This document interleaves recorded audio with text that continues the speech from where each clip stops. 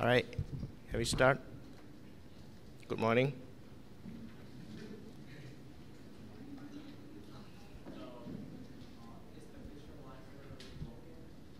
Which one?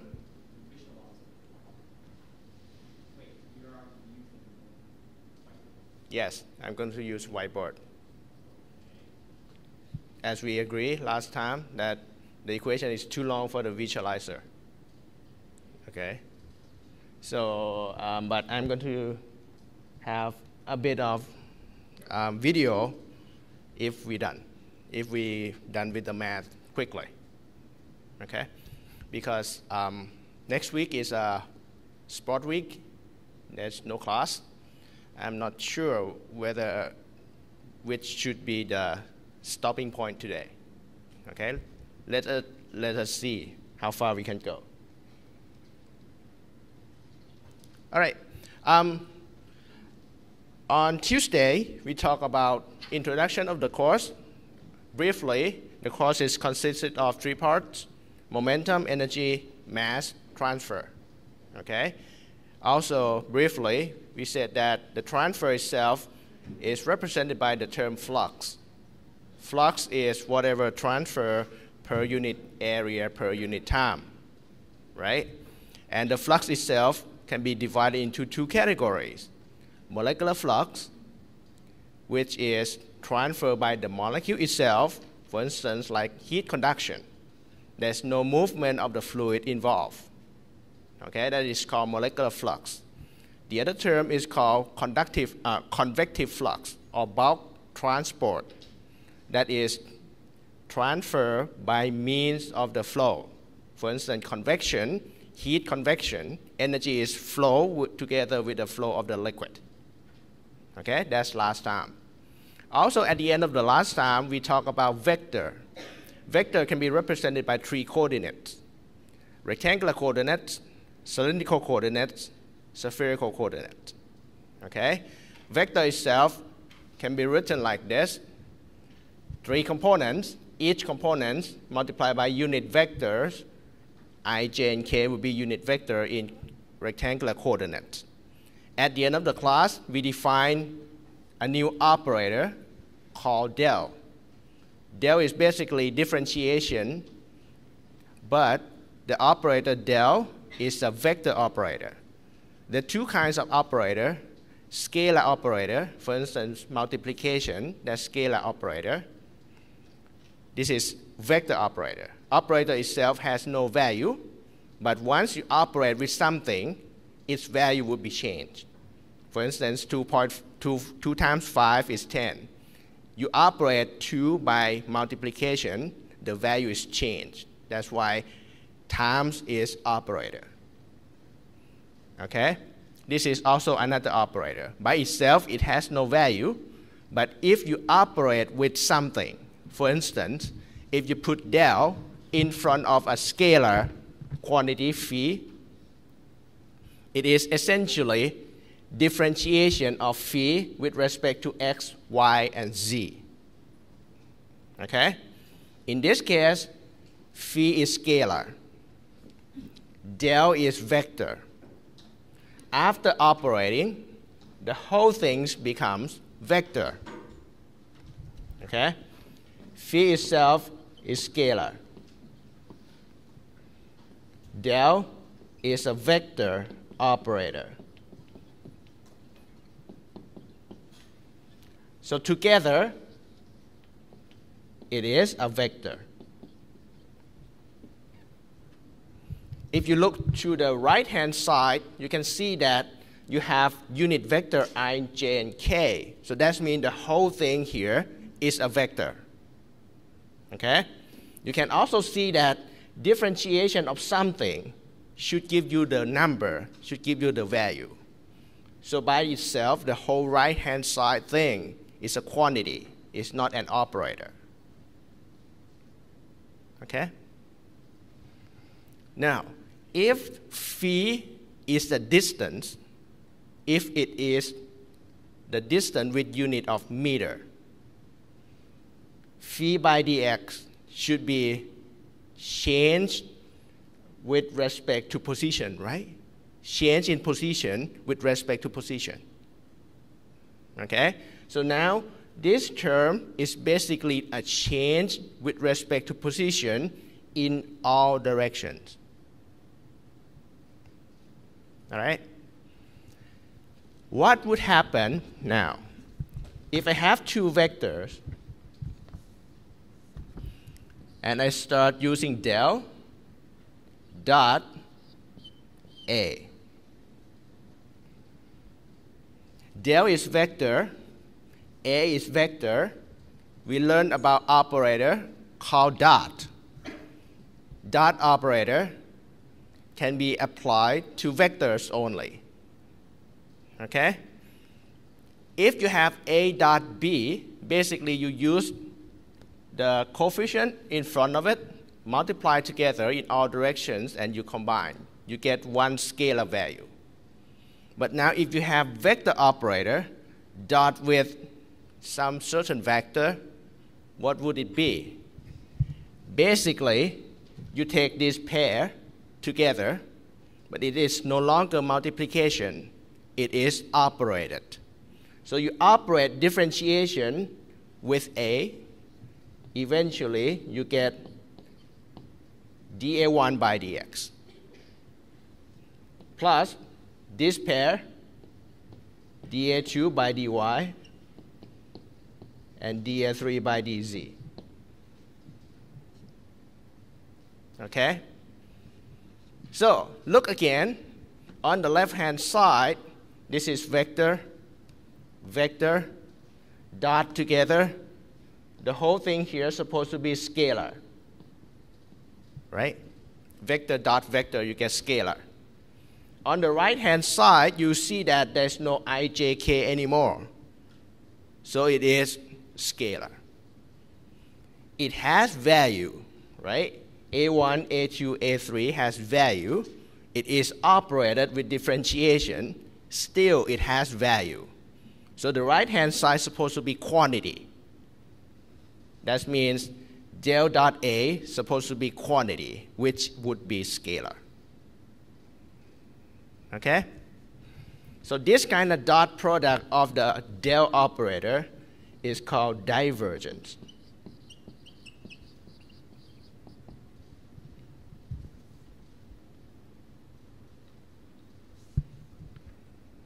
Okay?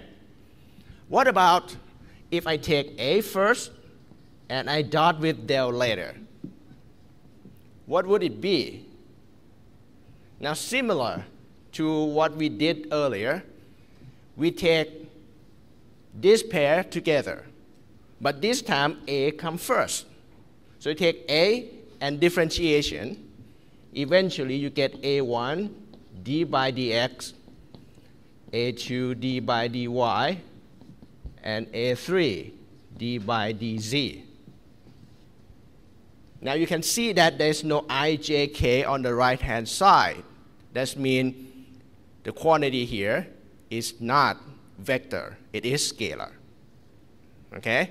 As we learned earlier, vector dot vector, you get scalar. But if you look closely on the right-hand side, there's nothing here after differentiation. That means it has no value. So the whole thing here is still operator. This one is a scalar operator. Understand?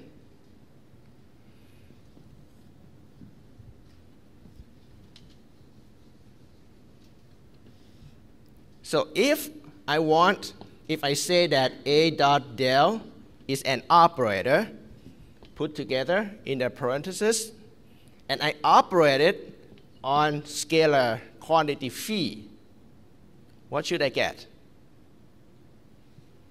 Basically, A1 d phi by dx, A2 d phi by dy, and A3 d phi by dz. So this is after it is operated. Okay?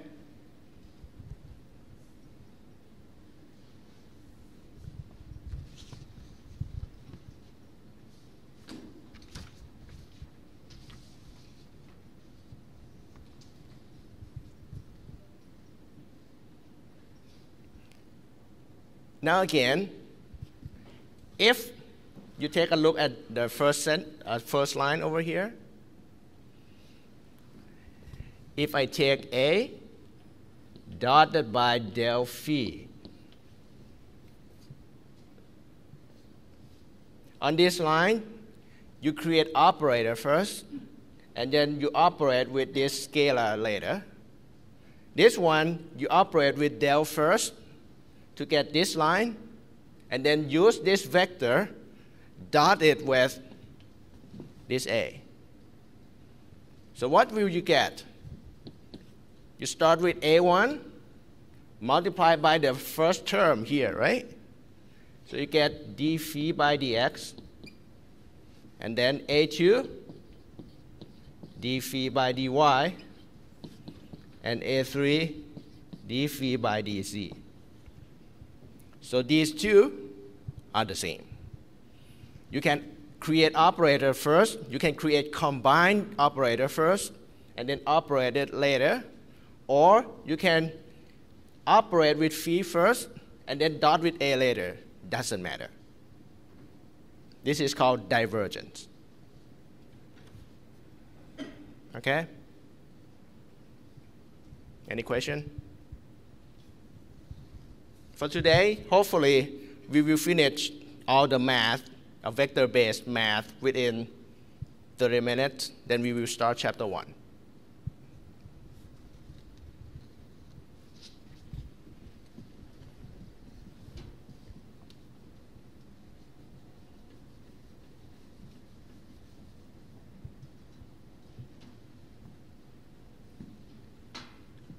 Now,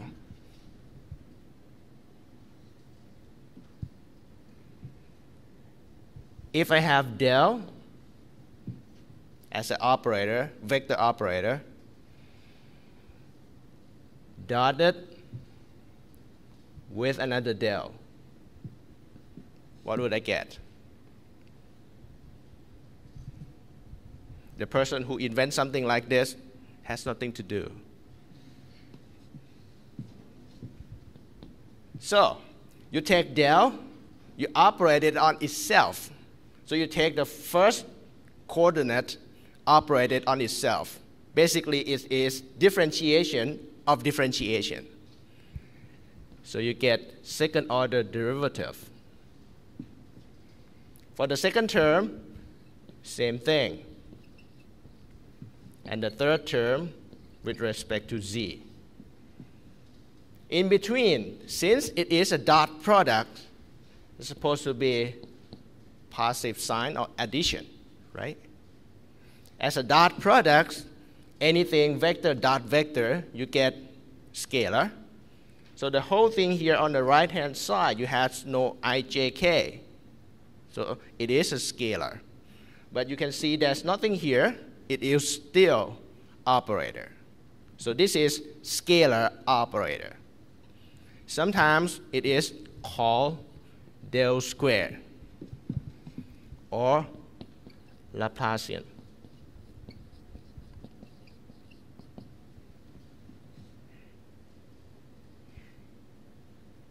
It is called Laplacian, and it is represented by del square.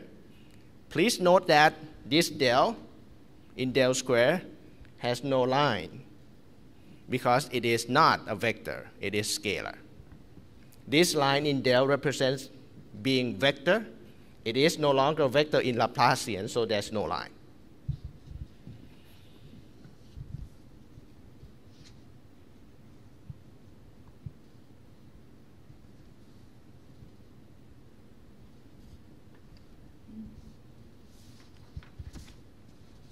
Okay?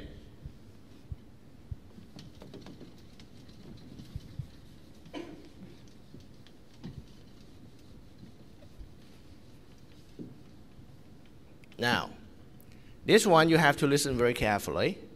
It's kind of new to you, I'm sure. In any vector, I can write down A as A1 delta 1 plus A2 delta 2 plus A3 delta 3. if I change from rectangular coordinate to any generic coordinate. So now delta 1, delta 2, delta 3 would be unit vector in all directions. It can be r theta z in cylindrical coordinate or r theta phi in spherical coordinate. If it is rectangular coordinate, this would be I, j, and k. Okay? So in general, this delta 1, delta 2, delta 3 would be basically unit vector in 3 directions. If I have delta 1 dot delta 1, what will I get? Definitely scalar. A vector dot with vector, that would be scalar.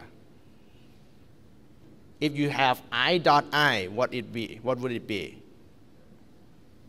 1, right? If you have delta 1 dot delta 2,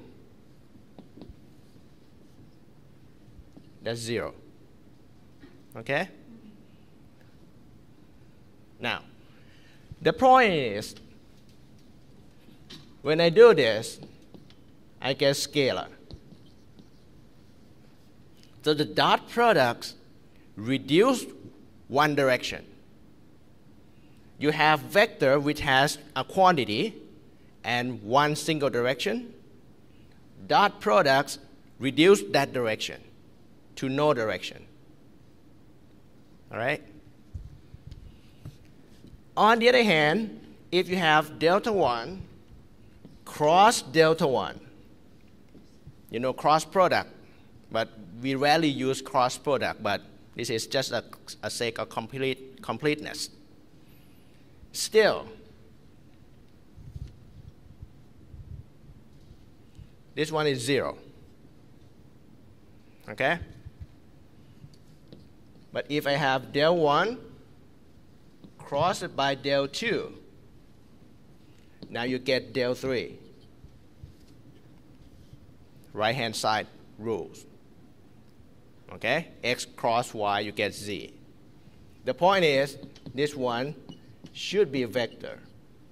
So 0 here is supposed to be 0 vector. So cross products remains the direction, keep the direction. Doesn't change direction. The direction itself is changed, but still it keeps direction. The third kind of operator is something weird. I have del 1, I put another del 1 together. This is not multiplication. You cannot multiply vector. But this time you put 2 vectors together. The whole thing would be considered as 1. How do we represent this one?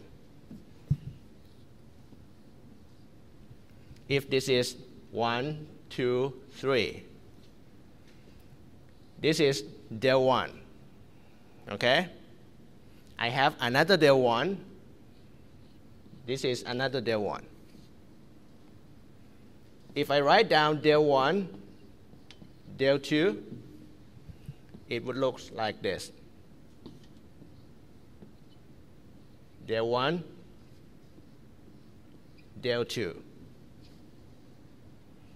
Please note that I use different kind of arrows. These arrows always be on the second one. Okay? It means that whatever it is, it has one quantity. It has only one value. But this one value has 2 directions. There are 2 directions involved on this value. This is what we call tensor.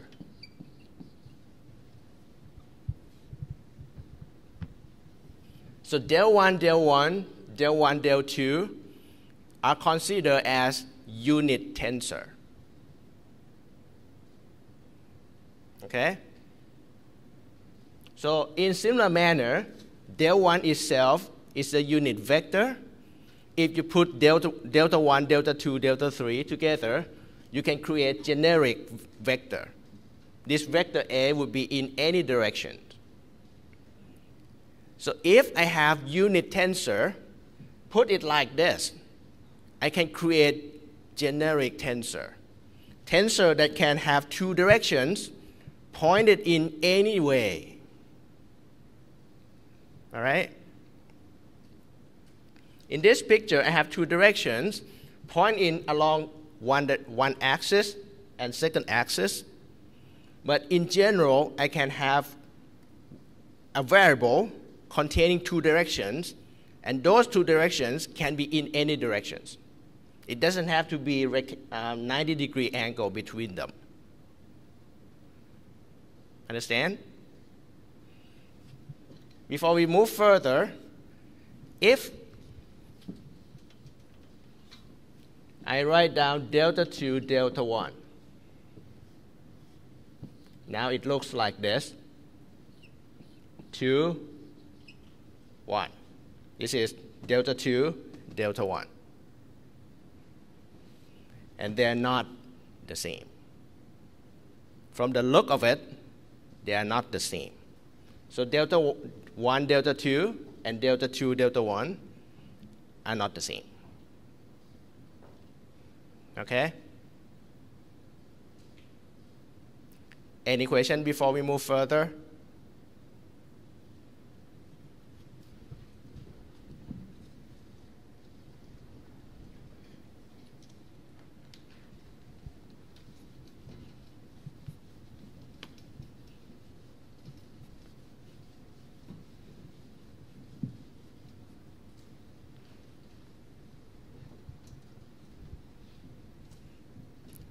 So can you guess?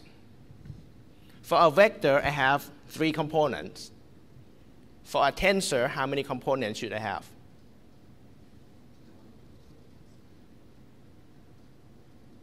At least we have delta 1, delta 1, delta 1, delta 2, delta 1, delta 3, right? And so on. Eventually, you get 9. So any generic tensor like tau, whenever I have tensor, I'm going to put 2 lines in there saying that it has 2 directions. Okay? So in general, tau tensor should be written as tau 1, and unit tensor in one direction. This is the first component. Tau 1, tau 2, delta 1, delta 2.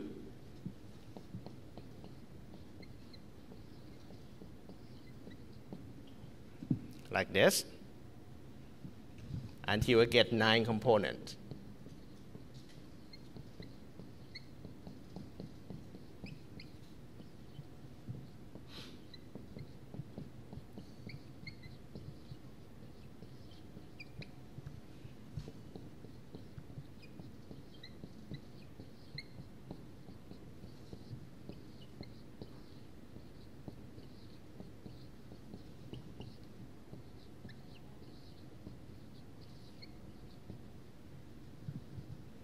All right? There are 9 components in this tensor. Please note that tau 1 is a scalar in the same manner as A1 in the vector. Okay? And the whole thing here is considered one unit, one single unit tensor.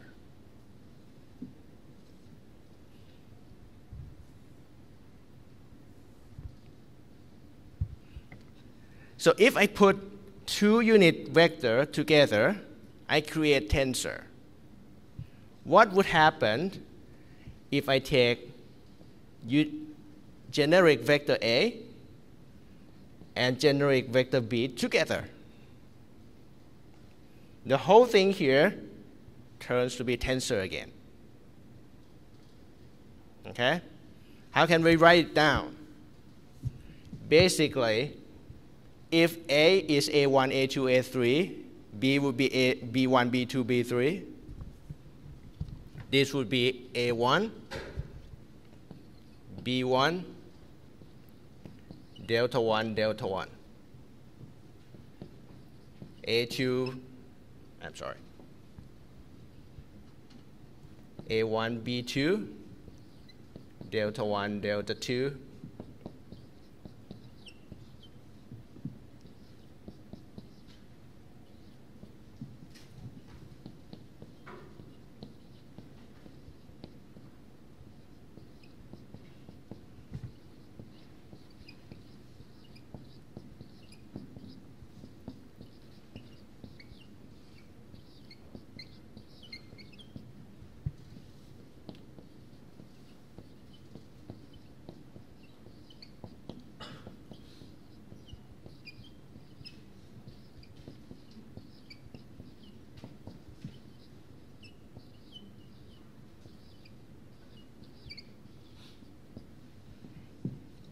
Okay.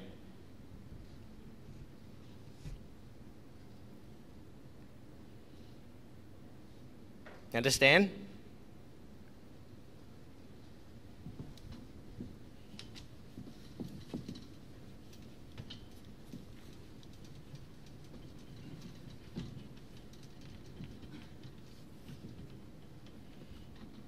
Now, if you understand this, one thing that you have to understand or you have to accept is that the whole thing here is considered as one entity, one variable.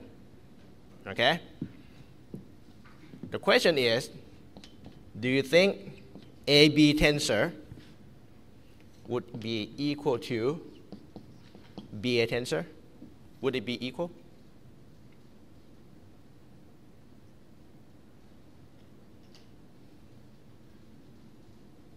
Maybe.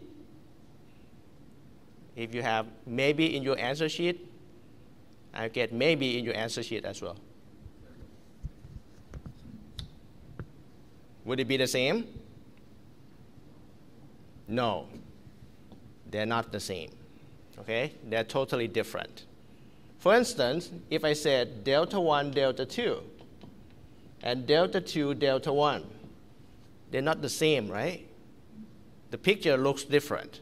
So these two are not the same, neither this one.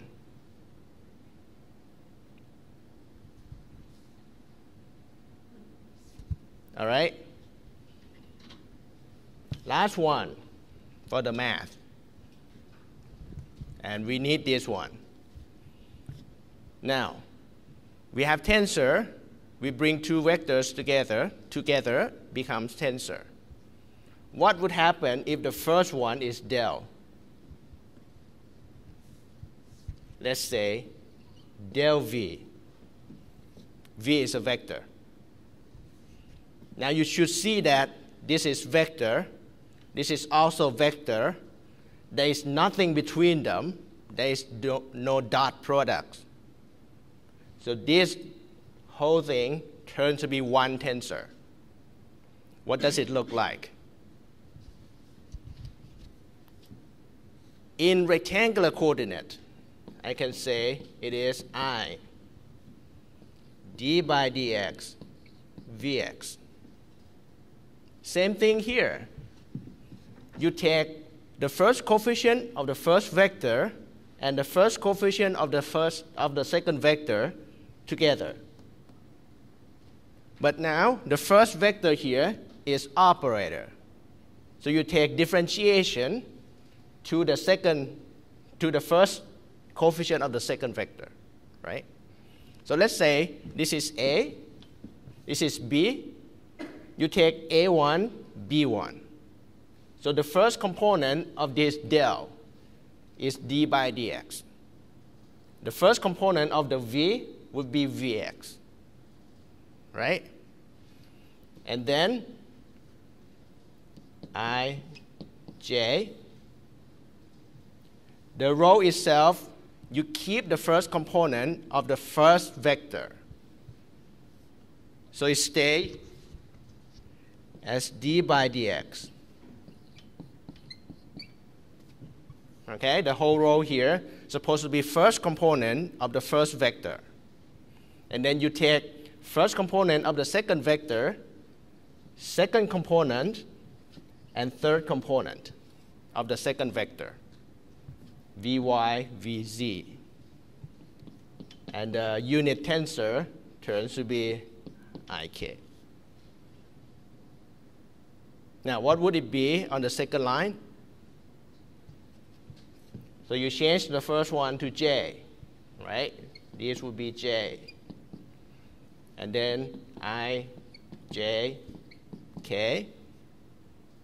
And you move on to the second components of the first vector, which would be d by dy.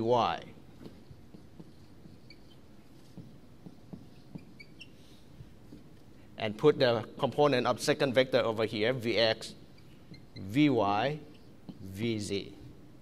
Add them up. Okay? Last one would be K, K, K, and then I, J, K. Last component of the first vector would be differentiation with respect to Z all the way. And component of the second vector, Vx, Vy, Vz, add them up. Okay? Physically, what does it mean? Now, this is velocity changing with respect to x. Physically, it means the change in velocity with respect to position. All right? So now we have consider change of all components of velocity in all directions. In other words, if you try to find the slope of the velocity profile is a plot between velocity with respect to the distance. For instance, if you have a pipe, velocity profile looks like this. This is basically a plot between velocity. If you plot between velocity with respect to the distance r. At r equal to 0, at the center, like this, at r equal to 0, it has maximum velocity. At r equal to r, it goes down to 0, right? So basically, this picture is a plot between velocity and distance. The slope of this line is dv by dr, right? And you should see that this velocity has only one component. It is velocity in z direction. So it is dvz by dr. This is only one component in this huge tensor. So for any kind of flow, any complicated flow, it may contain all 9 components. So your velocity profile would look very, very complicated. Understand? All right.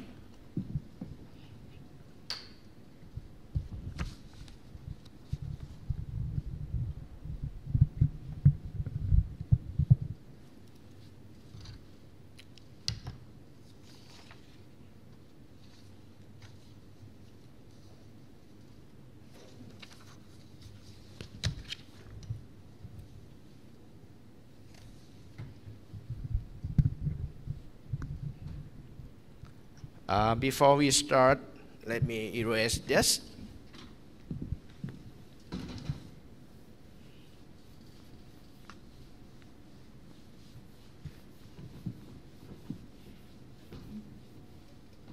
We still have 45 minutes. Yeah. So we can start chapter 1. The whole thing about vector is in appendix of the book.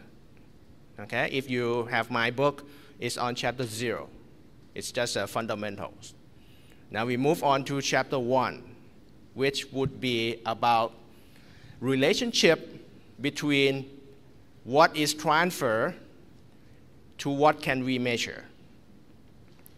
Okay? Let me ask you this. If you have solid plate, okay, this is a plate, maybe steel plate. Inside here, there's a liquid filled between two plates. The distance here is y. Initially, at t less than 0, before we start the clock, everything stays still, doesn't move.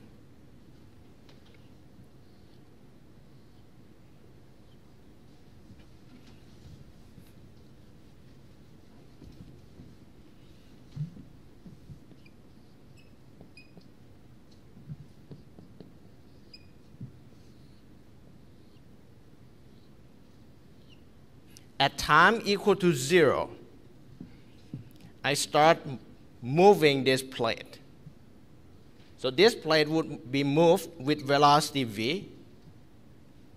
This plate is fixed, stationary. Okay? If I move this plate without moving this, what will happen? Would liquid inside this move together? Would it move? If you cannot imagine, let us look at this video. Okay? This one first. There's a liquid in the tank, cylindrical tank, and I rotate the tank. The black line is initially drawn to see the initial position. When you rotate the tank, you notice that the liquid near the wall moves together with the wall, right?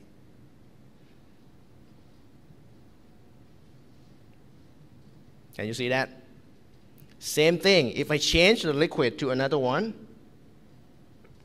and start moving the wall, can you see that the liquid at the position of the wall moves together with the wall? Okay? And the line turns curved because the velocity at different positions are not the same. If velocity are the same, the line is supposed to stay as a line, as a straight line.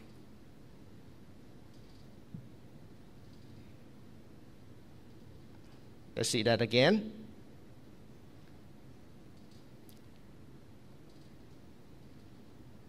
You should see that the velocity here at the wall is higher than velocity at the center.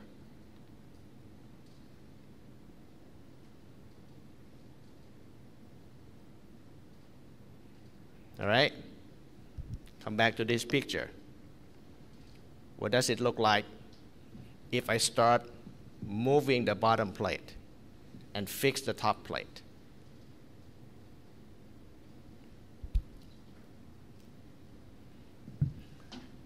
So at small t, small time, if I draw velocity profile, I should see that at the bottom here, if I use red ink to represent velocity of the liquid, whenever you have solid liquid interface, the velocity of the liquid is supposed to equal to velocity of the solid, just like in the video. Whenever you have solid liquid interface at solid liquid interface, velocity of the liquid itself supposed to be equal to velocity of the solid. Okay? This is what we call no slip condition.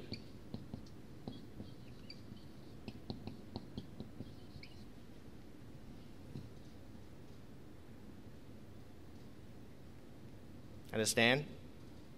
Under no slip condition, when I move this bottom plate with velocity v, liquid at this interface supposed to have velocity of v as well.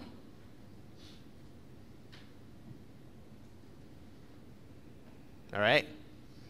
So if time is short, initial movement, around here, liquid has not been disturbed yet.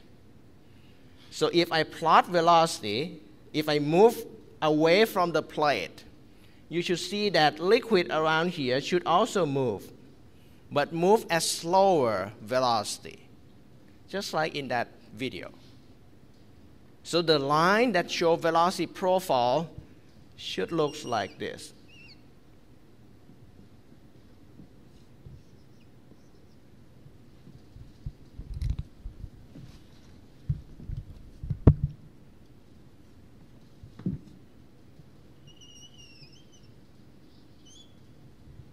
Okay? Around here, there's no velocity yet. That means liquid around here has not been disturbed yet. At the bottom, it starts moving together with the bottom plate. Now, can you guess what would happen if I take very long time until it reaches steady state?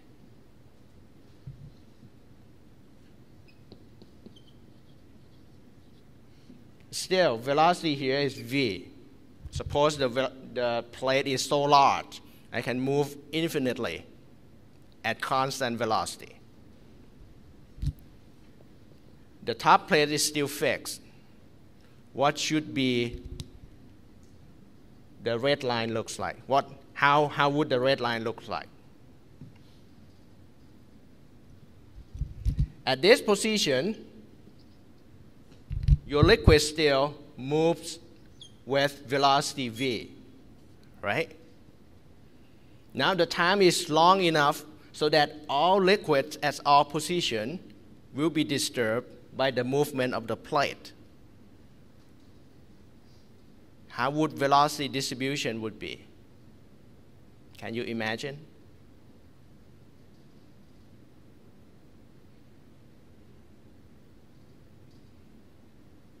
Not, if you can imagine.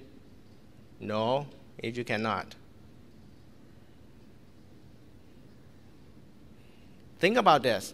In transport, when you cannot do anything, if you cannot think of anything, try to look at the boundary of the system. Okay? Look at the rim of the system. This is one boundary. This is another boundary. Okay? What should be velocity at this point?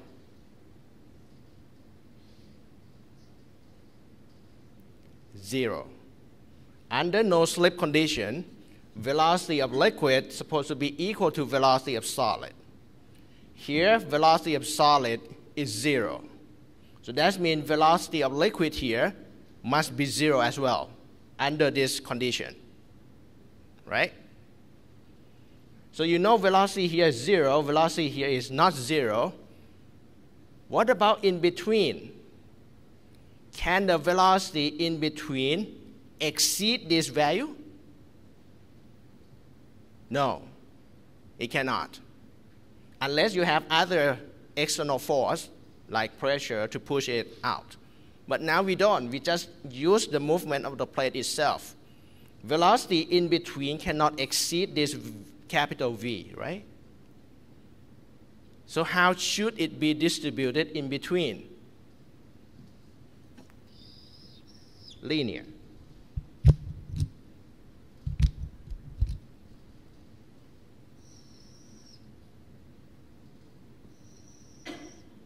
So there must be linear line.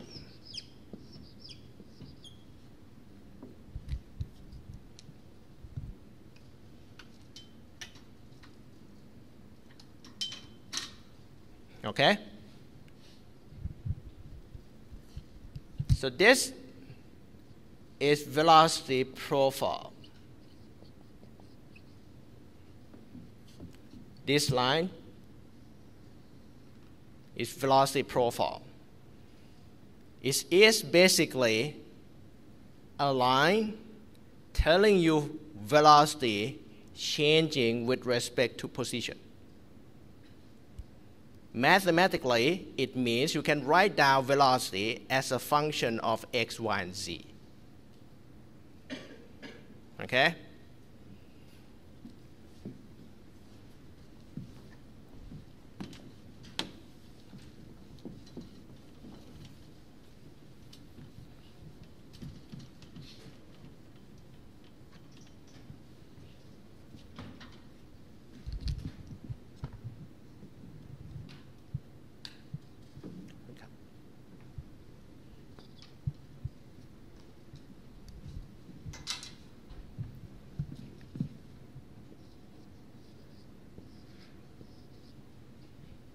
All right. Now, we know that velocity itself is a vector. In rectangular coordinates, I write it down Vxi, Vyj, Vzk. Okay? If in this picture, I set up the coordinate to be like this. This is y direction. This is x direction. Y is going up. X is going to the right. Okay? Do we have Vx? Is this Vx 0?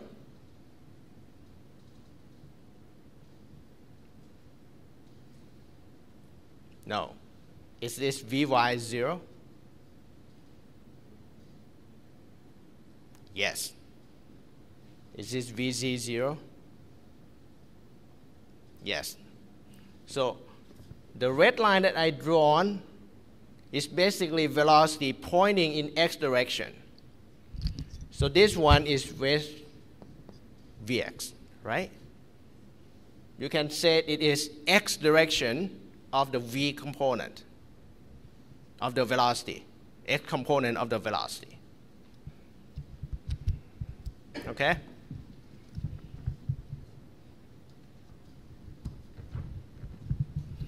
So now it is very simple. We don't have Vy, we don't have Vz, we only have Vx. And now Vx is a function of y, right? Vx here as y equals to 0 is large. Vx as y equal to capital Y is small. So Vx is changing with respect to y. So I can say that Vx is a function of y.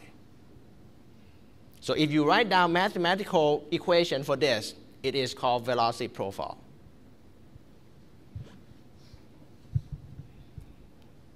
Okay?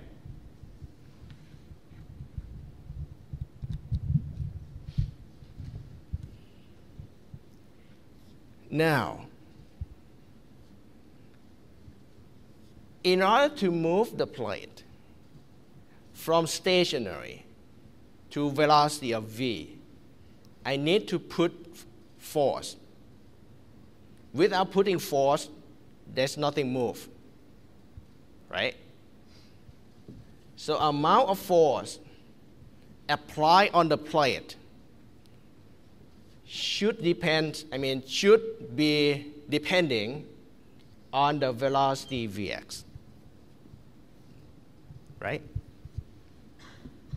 It should be proportional to capital V. If I pull this plate with stronger force, the capital V is supposed to be large.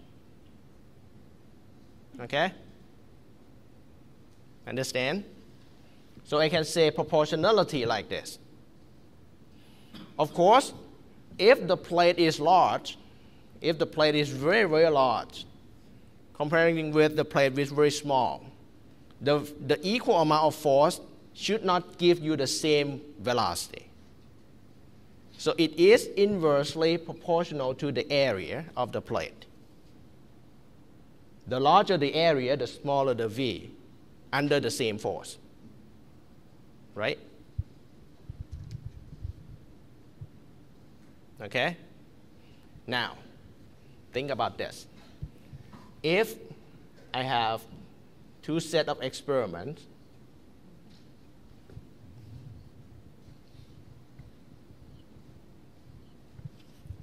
okay, with different gap. You have liquid inside, same liquid. You want to pull with the same velocity. This is V, this is also V. Do you think the force applied to these two systems should be the same?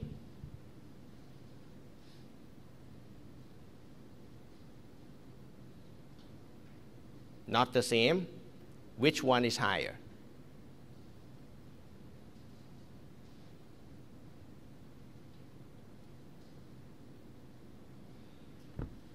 This one is higher, or this one is higher?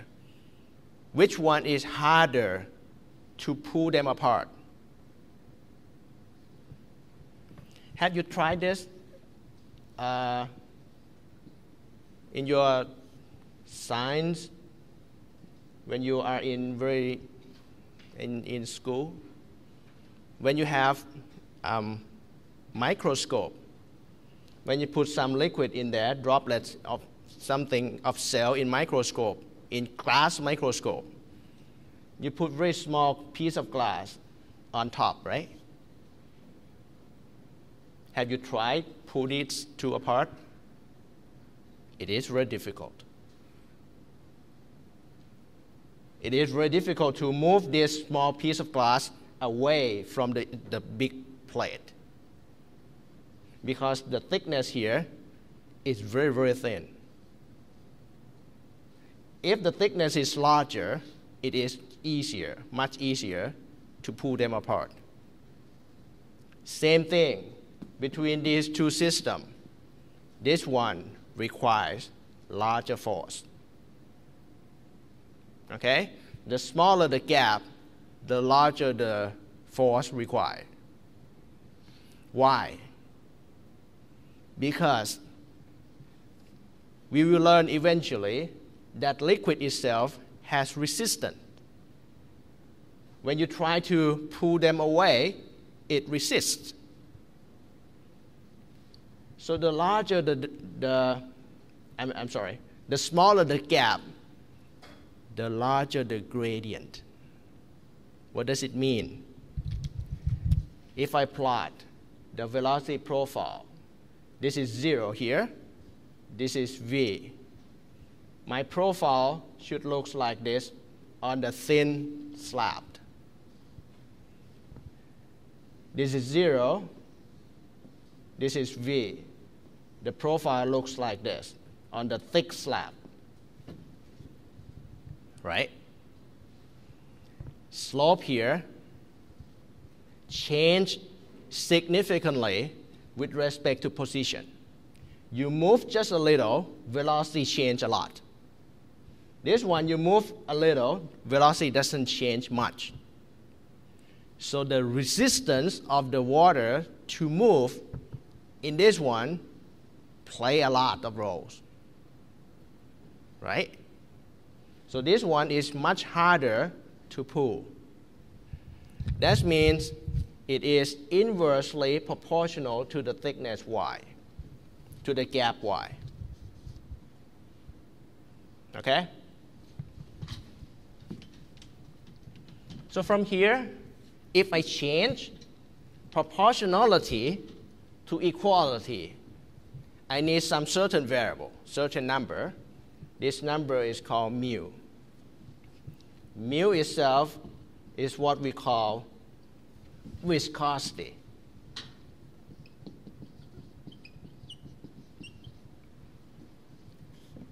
It's a viscosity of the liquid. Mu is the properties of the liquid. Okay? So if you have the same system like this, but you change from water in between to honey. Now the system with the honey should require a lot of force to move because honey has higher viscosity. Okay?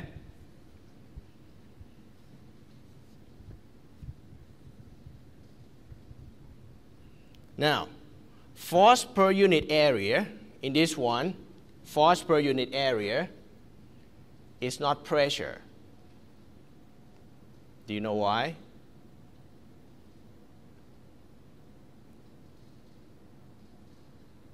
Because pressure is force per unit area perpendicular to that force. Right? For pressure, force must be perpendicular to the area. But this, you can see, force would go to the right-hand side. It's not perpendicular to this area at all. The area is this area. So this is not a pressure, it is shear stress. Shear stress will be written in tau. This is shear stress or stress.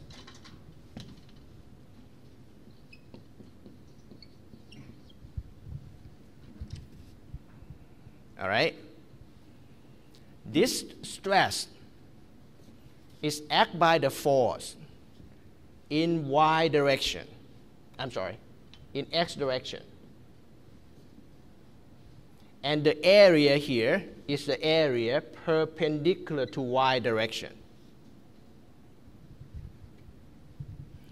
So the shear here is called shear yx. Okay? For notation of the shear, second subscript, the second subscript here is the direction of the movement. It's the direction of the force. The first subscript is the direction perpendicular to the area. So if you imagine this plate, the plate is extended on the screen here. It is perpendicular to the y-axis. So y is here, x is here.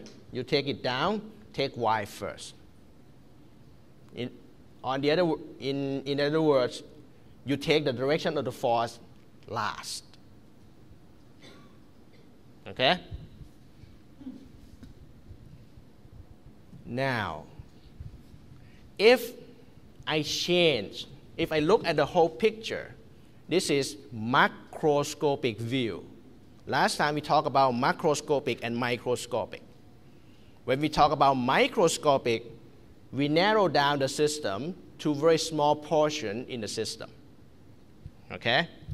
So, from distance y, if I narrow down the system to only small distance here, small gap or small region within the system, and this region has a thickness of dy. It's a differential system. Okay?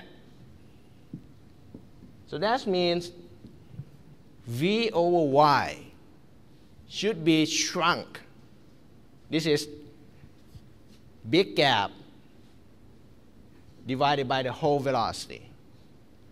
So if you look into small gaps, okay, this now turns into dV by dy. It's a change in velocity with respect to the distance in y direction.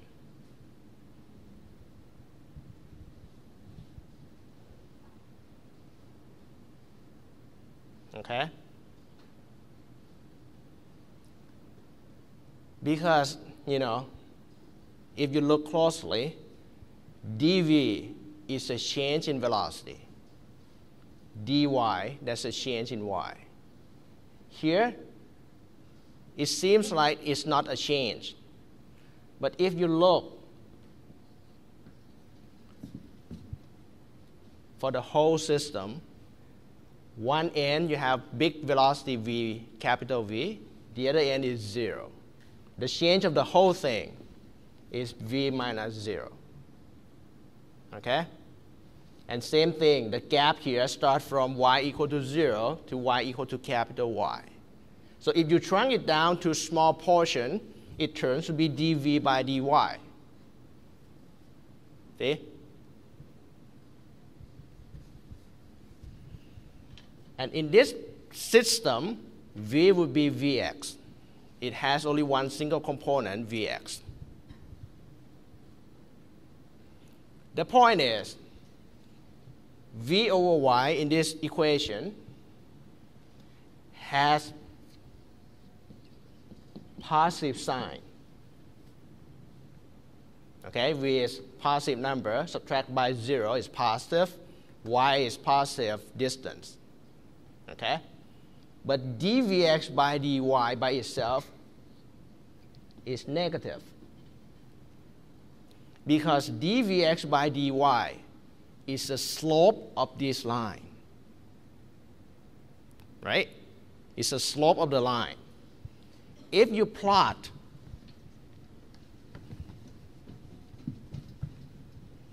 in this picture, if you plot between vx with respect to y, you see that at y equal to 0, vx is large. At y equal to 0, vx is equal to capital V. At y equal to capital Y, here, vx becomes 0. So the line is eventually turns to be something like this. This is the plot between velocity with respect to y. If you take the slope equal to dvx by dy, this is negative slope, as you can see. So therefore, by itself is a negative number. Okay? But the force over A is a positive number, because this side is positive, so therefore this side must be positive. This one is positive, this one must be positive. In order to keep the sign to be consistent, you need minus sign and mu over here.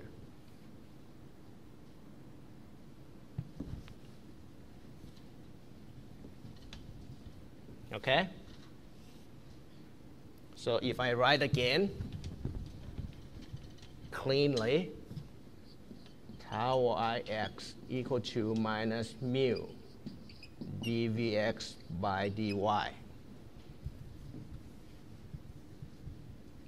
This is called Newton's law of viscosity.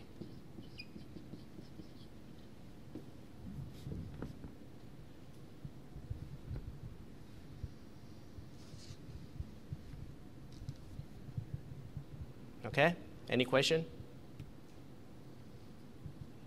Am I going too slow?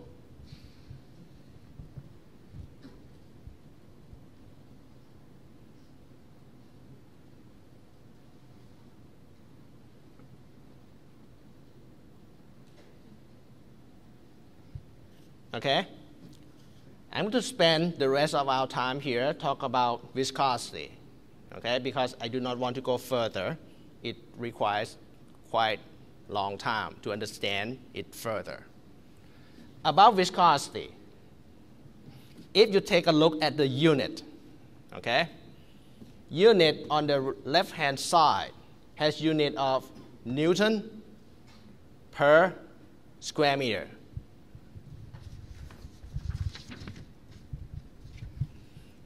This would be Newton per square meter. And Newton itself is kilogram, F equal to MA, right? M and meter per second square. So this is unit of viscosity. As a blank, dV, unit of velocity, is meter per second. dy is a meter. So what is the unit of viscosity?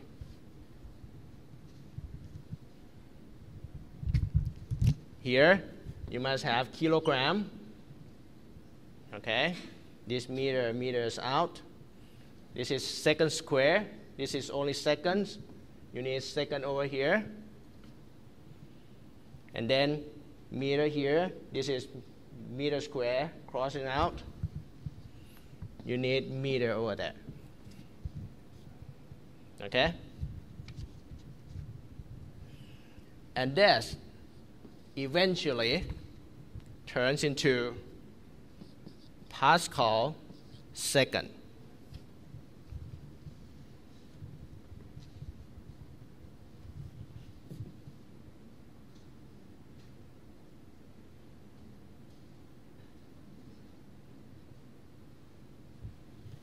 Okay?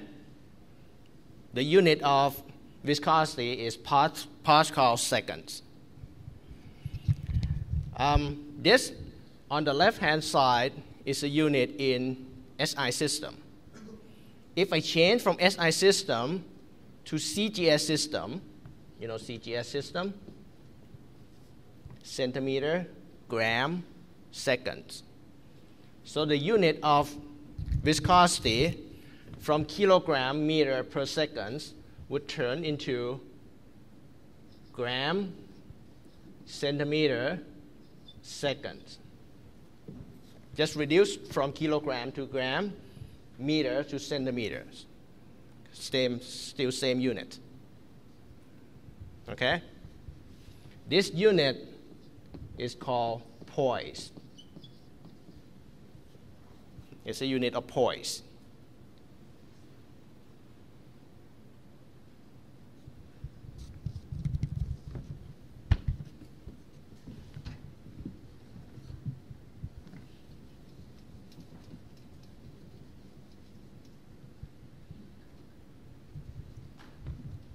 What you should know is, just like conventional number, like the density of water, that number you should know. Density of water is 1 gram per cubic square meter, right? Cubic square centimeter. For water, viscosity is equal to 1 Cp. Cp here, C is centi. That's centipoise. So basically it is 10 to the minus 2 poise. Conventionally, we use Cp as a unit of viscosity. Okay? For air, viscosity is 0.02 centipoise. Just two numbers that you should know. One thing is, you can see that it is different by 2 orders of magnitude. So regarding viscosity, air is less viscous than water. Less viscous, or the water is more viscous than air. That means water resists the flow much more than air. So in order to make water flow, it requires a lot of force, right?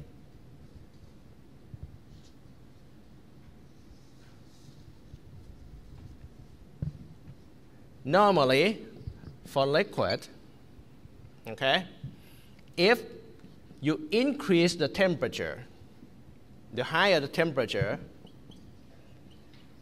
viscosity would turn lower. It's easier to flow at higher temperature. Just like if you have viscous liquid like honey, you heat it up, it should flow easier. The higher the temperature, the lower the viscosity. For gas,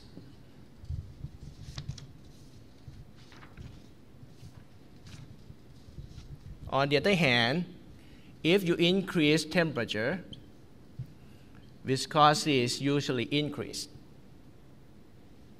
Same thing apply to increase pressure, viscosity would increase. Why? Because when you increase temperature, molecules of gas move faster and interact more. When they interact, they form attraction force, so therefore it's a bit hard to move. Okay? The stronger the interaction force between molecules, the larger the viscosity. Okay?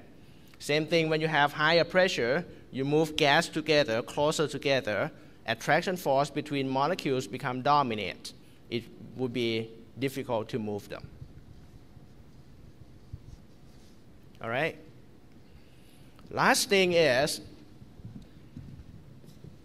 viscosity is normally constant.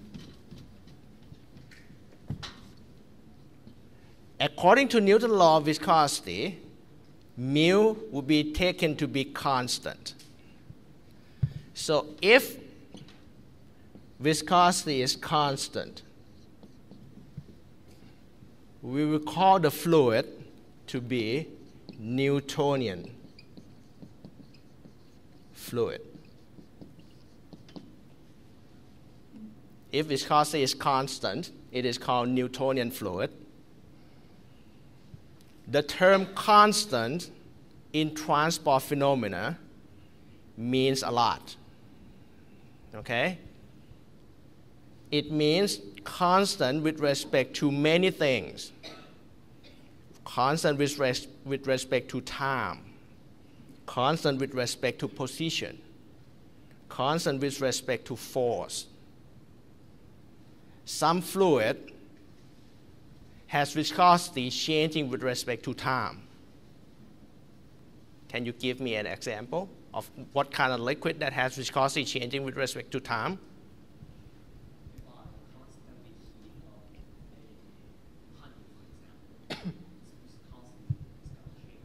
But if you cool it down, it would turn back, right?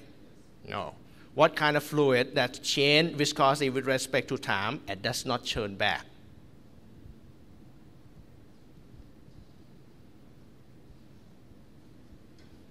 Example is glue. When you have glue, you take it with respect to time, it's dry off, viscosity is higher and higher with respect to time, right? There's also some liquid that has viscosity as a function of applied force. Like viscosity is function of force. The higher the force applied to the liquid, the lower the viscosity. This is usually polymer.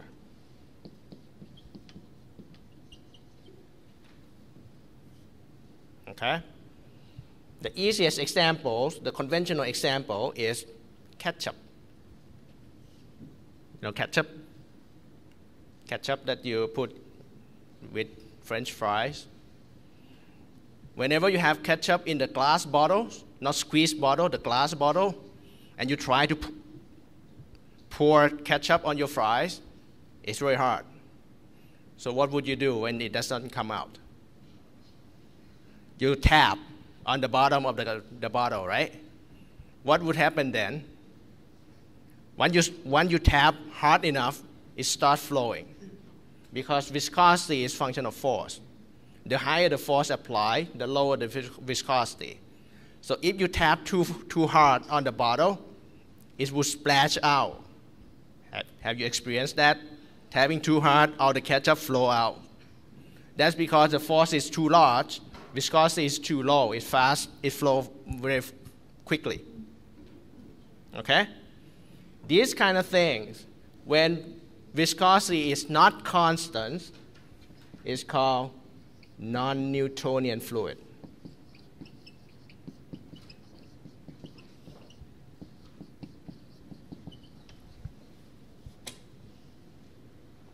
Okay? This equation, the Newton's law of viscosity, can be used. Actually, it can be used in any kind, but if you take viscosity to be constant, it is applicable only for Newtonian fluid. If it is not constant, then you have to define viscosity as a function of something else. In this course, we will look at Newtonian fluid only. Okay? So we will just limit ourselves to Newtonian fluid only. All right? So what have we learned today? Two things. Tensor. Today we talk about tensor. What is definition of tensor? Okay? And next thing is Newton's law of viscosity. Two things today.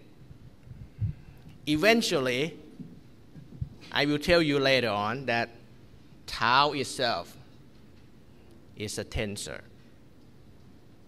See? Yx. If you generalize this term, you should have xx, xy, xz, and so on. So tau itself is a tensor. So shear stress is one variable that has two directions involved. And we will discuss that after your holiday. Any question?